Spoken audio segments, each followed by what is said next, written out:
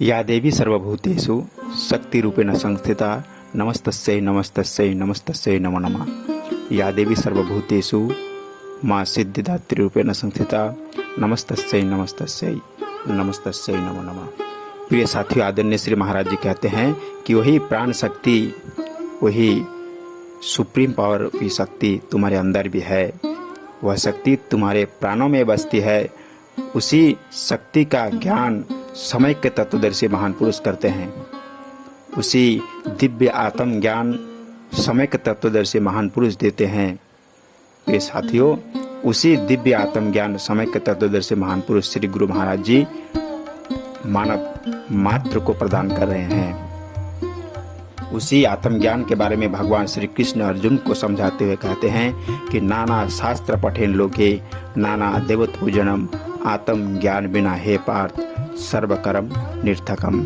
तो आइए उसी महाशक्ति का आराधना करते हुए उस दिव्य आत्म ज्ञान को प्राप्त करके उस शक्ति का नाम सुमिरन करें।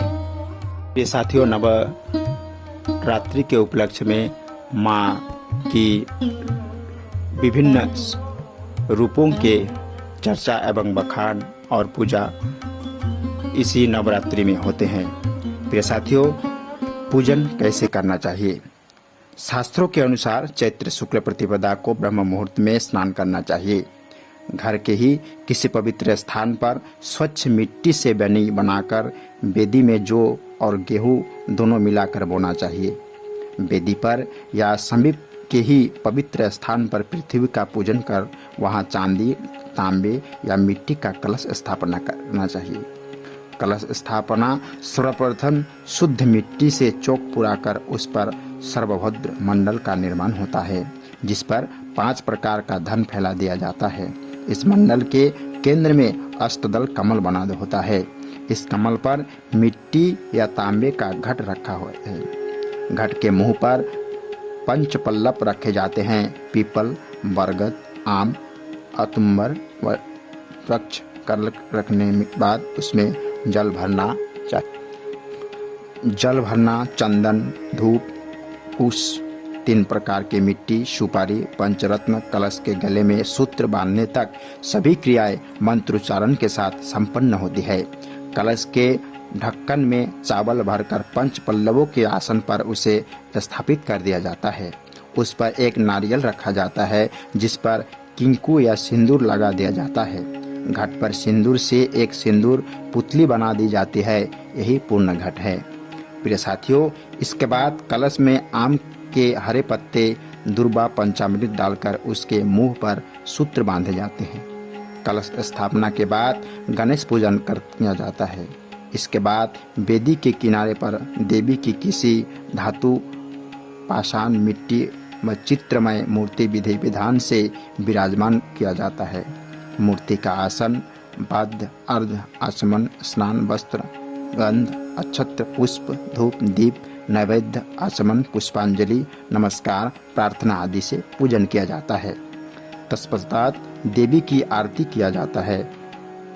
यथा कन्या की भोजन भी कराया जाता है। इसके बाद स्वयं फलाहार किया जाता है। नवरात्रि के पहले दिन घरों में गेहूं बोने भी की प्रथा भी है। इन दानों को 9 दिनों तक लगाकर पानी से सींचा जाता है। 10वें दिन जब ये 3 से 5 इंच लंबे हो जाते हैं तो देवी की कृपा के रूप में इन्हें कानों में पीछे लगाया जाता है। अष्टमी तथा नवमी महानिधि पानी जाती है। इन दोनों दिनों पारायण के बाद हवन कर ब्रह्म ज्ञानियों को भोजन भी कराया जाता है। व्रत करने के वाले को जमीन पर सोना चाहिए। ब्रह्मचर्य का पालन करना चाहिए। फलाहार ही करना चाहिए। नारियल, नींबू, अनार, केला, मौसम्बी और कटहल आदि त्रिफल तथा अन्न का भोग लगाना चाहिए। नवरात्रि उपासना क्रम यदि ब्रह्मज्ञानियों के माध्यम से करवाना है तो उनकी संध्या 1, 3, 5 या 9 होनी चाहिए। देवी का आह्वान, सुमिरन, भजन, पूजन, विसर्जन, पाठ आदि सब प्रातःकाल में शुभ होते हैं। अतः इन्हें इसी दौरान पूरा करना चाहिए। यदि घट स्थापना करने के बाद सूतक हो जाए तो कोई दोष नहीं होता है, लेकिन अगर पहले हो जाए तो पूजा आदि नहीं किया जाता है। प्रिय साथियों, ध्यान और पूजा करने वाले भक्तों को तुम धन, पुत्र, सद्विचार, धर्म, बुद्धि प्रदान करनी है। हे माँ, तुम ही स्वर्ग और मुक्ति की दाता हो। सर्वज्ञा, सर्वभद्रा, सर्वमंगल मंगला। तुम सर्वज्ञ, सब प्रकार के मंगल करने वाली और सर्व मंगलों की ही अमंगलों को भी मंगल करने वाले हो। आज जबकि घर घर में अशांति व्याप्त है, भाई भाई का गला काट रहा है, संपूर्ण विश्व अशांति के दौर से गुजर रहा है, उग्रवाद रक्त बीज की तरह संपूर्ण विश्व को चुनौती दे रहा है। विश्व की लगभग 1/4 पूंजी उग्रवाद के द्वारा की जा रही है, क्षतिपूर्ति को समर्पित हो जाती है। हमारे उच्च शिक्षा प्राप्त जीनियस युवा शक्ति भी उग्रवाद के चपेट में आ दिख रहा है। इसी प्रकार विश्व की जन धन दोनों शक्ति का मानवता के हित में उपयोग नहीं हो पा रही है। ऐसे विषम परिस्थिति में माता नवदुर्गा का आह्वान आवश्यक हो गया है और नवरात्र का अवसर पर पवित्र बुद्धि, ऋतंबरा, प्रज्ञा देने वाले दुर्गा शक्ति को तत्व से जानने का वक्त आ गया है।